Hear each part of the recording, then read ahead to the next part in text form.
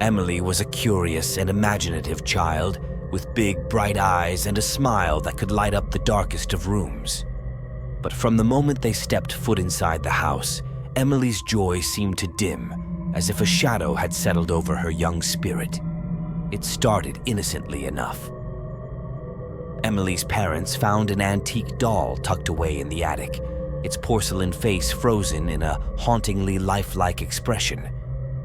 They thought nothing of it at first, placing the doll on a shelf in Emily's room as a nostalgic decoration. But as the days passed, strange things began to happen. Emily would wake in the middle of the night to find the doll sitting at the foot of her bed, its unblinking eyes staring into the darkness with an eerie intensity. At first, Emily tried to convince herself that it was just her imagination running wild. But then she started hearing whispers in the dead of night, soft murmurs that seemed to emanate from the doll itself. Terrified, Emily confided in her parents, but they dismissed her fears as childish fantasies. They assured her that the doll was just an inanimate object, incapable of causing harm. But Emily knew better. She could feel the doll's presence, a malevolent energy that seemed to grow stronger with each passing day. And then, one fateful night, the doll moved. Emily woke to the sound of footsteps echoing through the empty house. Heart pounding, she peered into the darkness, her gaze locking onto the doll as it slowly turned its head to face her. Frozen in terror, Emily watched as the doll's porcelain lips curled into a sinister smile. And then, with a sudden burst of movement, it lunged towards her, its tiny hands reaching out with an otherworldly strength. With a scream, Emily fled from her room, tears streaming down her cheeks as she raced to her parents' side. But when they returned to her room, the doll was nowhere to be found, as if it had vanished into thin air. From that day on, Emily refused to set foot inside her room, her once bright spirit overshadowed by fear. And though they searched high and low, the doll was never seen again.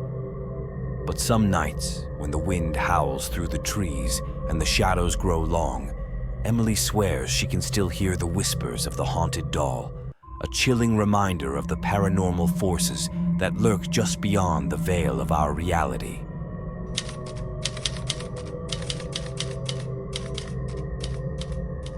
Months had passed. The episode of the doll started to subside from memory. Normality of Emily's life seemed to have resumed. She even felt comfortable sleeping in her room again. Then, one Saturday afternoon, whilst Emily's father was out and her mom was tending to her rose bed in the back garden, something strange was about to happen. Emily was taking a bath in the windowless room. As Emily sat in the bathtub humming along to her favorite song, enveloped by the warm water, suddenly she felt a shiver run down her spine. The bathroom door creaked open slowly, and Emily's heart skipped a beat. She couldn't see anyone in the dim light, but she could sense a presence in the room with her. Suddenly, the lights flickered and then went out completely, plunging the bathroom into darkness. Emily's breath caught in her throat as fear coiled around her like a serpent. She fumbled for the light switch, but her fingers found only empty air. Panic rising within her, Emily called out for her mom, her voice trembling with terror. But there was no response.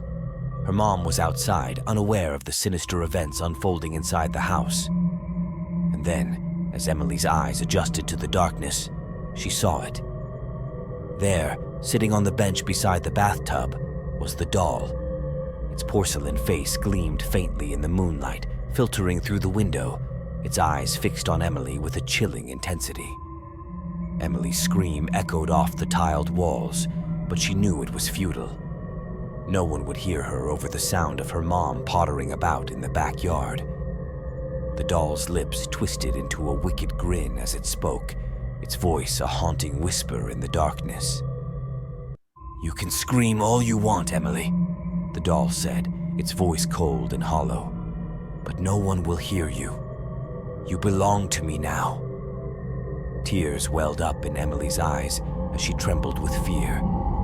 She wanted to run, to escape from the nightmare unfolding before her, but she knew there was nowhere to hide. "What do you want from me?" Emily whispered, her voice barely audible above the pounding of her heart. The doll's grin widened, sending a shiver down Emily's spine. "I want you to listen carefully, Emily," it said, its voice dripping with malice. "I don't want to hurt you. I just want to be your friend." The doll locked her gaze deep into Emily's fearful eyes and continued, "Now that we are friends, you mustn't tell your mom or dad about me because that will make me angry, and you don't want to upset your new friend. This is our secret,